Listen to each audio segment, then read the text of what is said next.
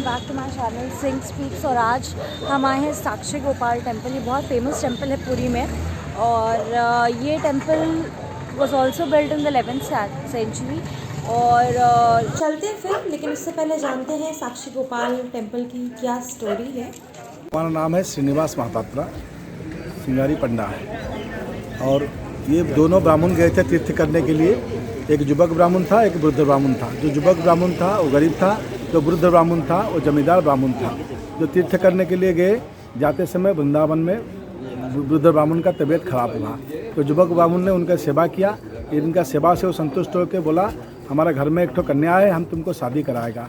ना ये कैसे संभव हो सकता है? आप उच्च कुल का ब्राह्मण, जमींदार ब्राह्मण, हम लोग गरीब ब्राह्मण, भिक्षुक ब्राह्मण, आपका लड़की को खाना नहीं खिला सकता है, शादी कैसे करेगा?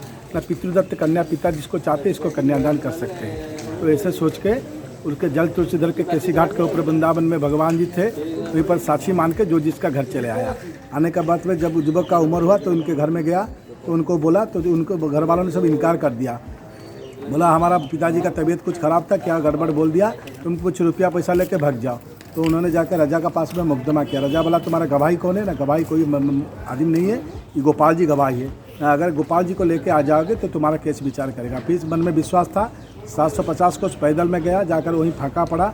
तो गोपाल जी आकाशवाणी कर दिया, देखो ब्राह्मण तुम चले जाओ, हम राजा को बोल देते, राजा तुम्हारा केस विचार करेगा। ना नहीं, आप अगर नहीं जाओगे तो हम यहाँ प्राण विसर्जन करेंगे, आपको ब्रह्महत्या दोष लगेंगे।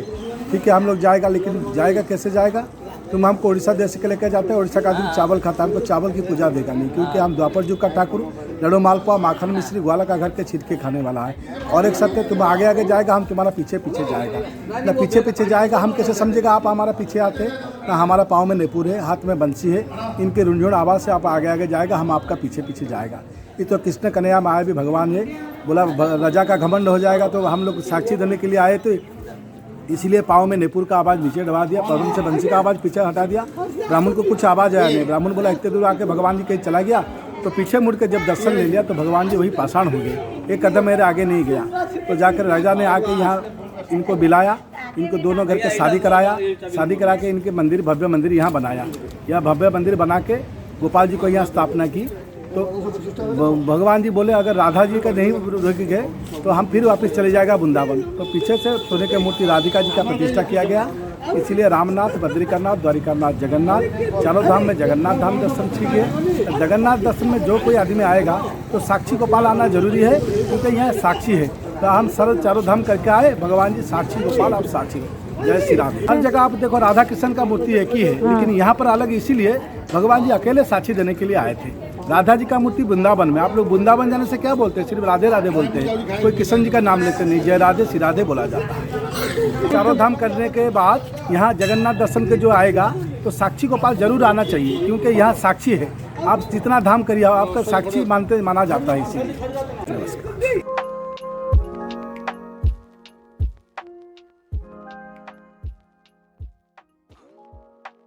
साक्षी गोपाल का टेम्पल उड़ीसा का एक बहुत फेमस टेम्पल है और ये टेम्पल उड़ीसा के कैपिटल भुवनेश्वर से अराउंड 50 किलोमीटर्स और जगन्नाथपुरी से 15 किलोमीटर्स के डिस्टेंस पे है।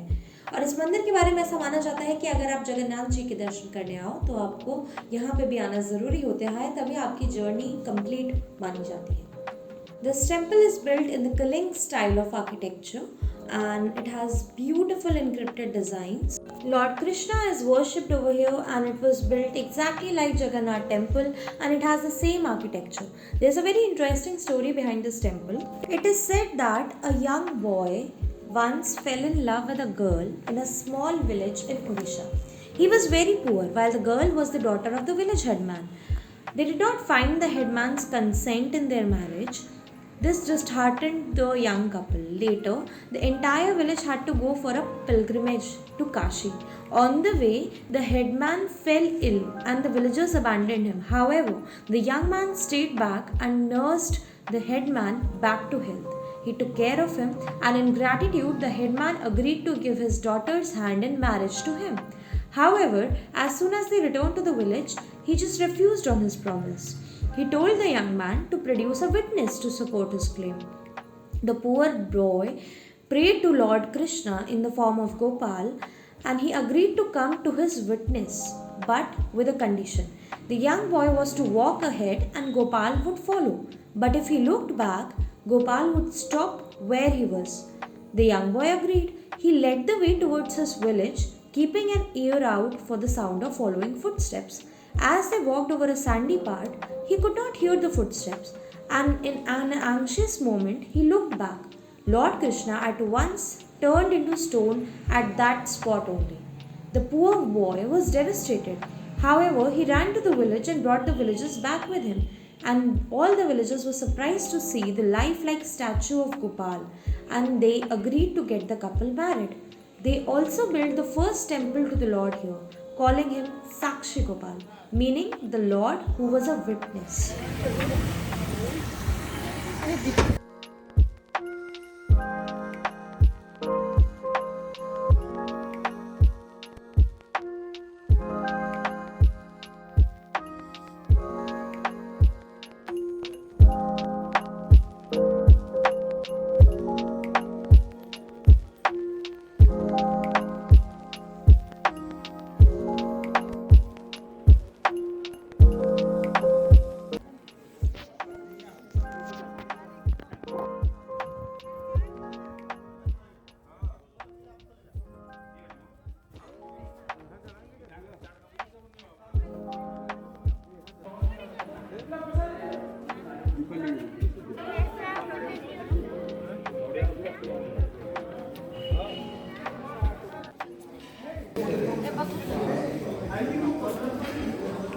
ब्रह्मशिला जो ब्रह्मा 14 वर्ष तपस्या किए थे ब्रह्मशिला है।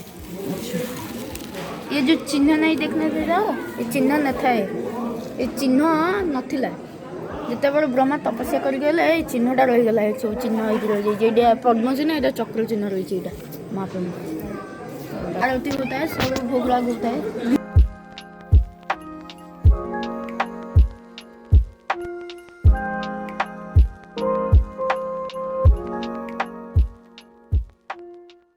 ये अलारनाथ जी का मंदिर है। इनका नाम पहले था अलवरनाथ, अपभ्रंश होकर अलारनाथ नाम पड़ा है। जो तमिल संप्रदाय के लोग यहाँ पे पहले पूजा अर्चना करते थे। अलवर मीन्स आचार्य ब्राह्मण, तमिल के संप्रदाय के लोग। तो उसी समय में यहाँ पे कमा ब्राह्मण 1200 फैमिली रहते थे। तो उसी हिसाब से एक छोटा जो परिवार रहता था उनमें से एक गरीब ब्राह्मण का सेवा पड़ा, पूजा करने के लिए सेवा पड़ा। तो वो उस गरीब ब्राह्मण का बेटा जो था भगवान जी को खीर खिलाने के लिए पायस रान्ना करके भगवान जी को खीर खिलाने के लिए चला गया। और जब उसके पिताजी जब आए देखे तो भगवान के हाथ में कैसे खीर खा रहे हैं छोटे बच्चे के हाथ से। तो मेरे इतना मंत्र जानने के बावजूद भी भगवान के कभी नहीं खाए मेरे हाथ से खीर प्रसाद, तो बेटे के हाथ से कैसे खाए। तो इसीलिए प्रभु जी को जब क्वेश्चन भी किए थे तो प्रभु जी ने बोला देखो मैं मंत्र से प्रसन्न नहीं होता, मैं भक्ति से प्रसन्न होता हूँ। इसीलिए मुझे जो भक्ति से चढ़ाएगा मैं उसी को ग्रहण करूँगा। इसीलिए उनका प्रभु जी का नाम पड़ा है अलारनाथ। इसीलिए उनको भी बोला जाता है बच्चा प्रिय भगवान अलारनाथ। और ये पुरी से 20 किलोमीटर दूर से पड़ता है ब्रह्मगिरी धाम में। जब जगन्नाथ जी भी जब बुखार के टाइम में जगन्नाथ जी भी बीमार रहते हैं तभी पुरी मंदिर छोड़कर ब्रह्मगिरी धाम चले आते हैं दर्शन करने के लिए और दर्शन देने के लिए भक्तों लोग को।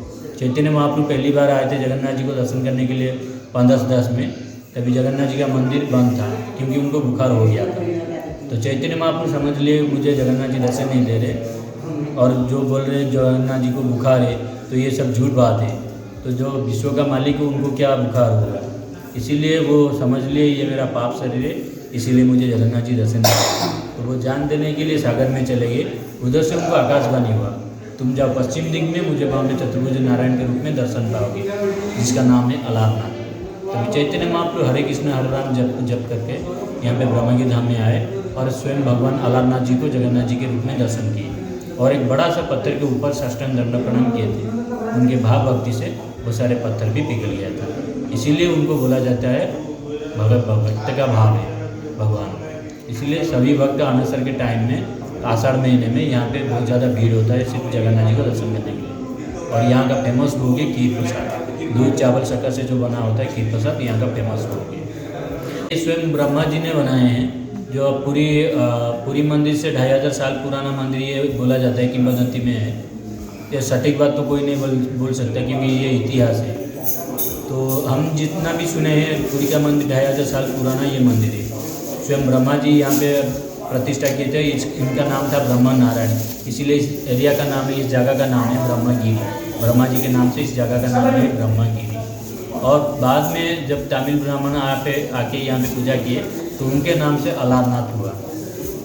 और उसी हिसाब से अभी तक भी भगवान जी यहाँ पे दर्शन दे रहे हैं और सभी भक्त भी अभी भी आ रहे हैं। और ज़्यादातर भीड़ होता है ये दिसंबर महीने में, बहुत ज़्यादा भीड़ होता है। अक्टूबर से लेकर दिसंबर जनवरी लास्ट तक भी, मतलब कहने का टाइम है एवरी मंथ ज़्यादा, मतलब 1000 से 1000 ज़्यादा भीड़ होता है यहाँ।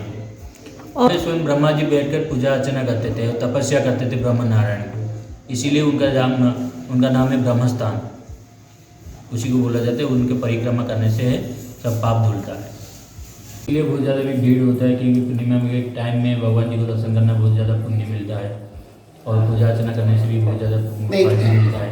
और जिनका जो आशा होता है वो यहाँ पे आशा लेकर आते हैं, क्योंकि चैतन्य महाप्रभु भी आए थे जगन्नाथ जी को दर्शन करने के लिए। जो उनके मन में एक आशा था, मैं कैसे हरे कृष्ण महामंत्र सब जगह में प्रचार करूँ, तो उनका आशा वहाँ पे पूर्ण नहीं हो पाया। तो इसीलिए जगन्नाथ जी उनको भेज दिए, तुम जाओ ब्रह्मगिरी में, मुझे वहाँ पे दर्शन करके तुम्हारा आशा जो भी है, तुम्हारा मनस्कामना जो भी है वो वहाँ पे पूर्ण होगा। इसलिए चैतन्य महाप्रभु भी यहाँ पे आकर पूर्ण करते। आप जितना बार भी जगन्नाथ जी के मंदिर में आएंगे क्योंकि वहाँ पे तो दर्शन मिलेगा, लेकिन आपका आशा पूर्ण नहीं होगा, क्योंकि उनका दर्शन भी आधा रहता है और जगन्नाथ जी भी आधा रहते हैं। क्योंकि 365 दिन में जगन्नाथ जी का दर्शन, 350 दिन भी दर्शन होता है और बाकी पूरा दिन यहाँ पे पूरा होता है। जितना भी दिन आते हैं जगन्नाथ जी का दर्शन करने के बाद यहाँ पे आना चाहिए हर रोज। लिंगराज जो है जगन्नाथ जी के वो सेवक है होते हैं, जो भी उनका कुछ भी जो भी है वो सब रक्षक होते हैं उनका, जैसे कि चावल का होना और उनका जैसे सोना का चीज़ है, मतलब एरिया उनका जो मतलब सर्कल है वो सब रक्षा करते हैं, कोई आगे कुछ ना कर पाए, इसीलिए वो उनको बोला जाता है रक्षक। लिंगराज को बोलते हैं और लोकनाथ को भी बोलते हैं उनका रक्षक। इसलिए ये दोनों हर साथ में रहते हैं, उनके उनको रक्षा करने के लिए।